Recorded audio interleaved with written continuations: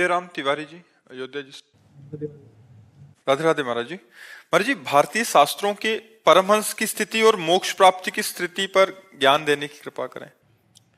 जो मोक्ष प्राप्त हो जाता है वही परमहंस होता है। जो मोक्ष अधिकारी है वो मुमुक्षु कहलाता है, और जिसे मोक्ष प्राप्त हो जाता है उसे परमहंस कहते हैं। और जो मोक्ष की स्थिति के आनंद में उन्मत्त होकर सब कुछ भूल चुका है उसे अवधूत कहते हैं।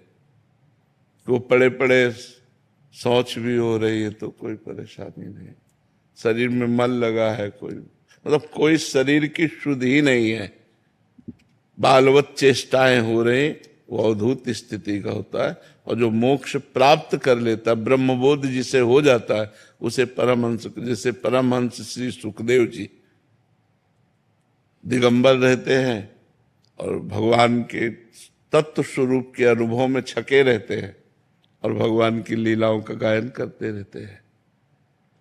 एक स्थिति होती है जहां न कुछ बोलना है, न कुछ सुनना है, न कोई चेष्टा है, हो रहा है सो जो हो रहा है।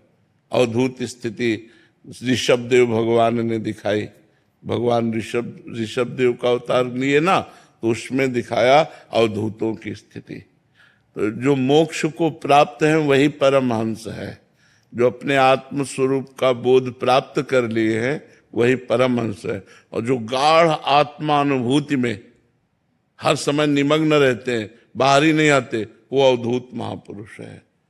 जिनको शरीर की बाह्य चेष्टाओं की कोई शुद्ध नहीं है, कर्मवश, स्वभाववश, प्रारब्धवश शरीर कहीं खड़ा है, कहीं पड़ा है, कहीं कैसी स्थिति में है।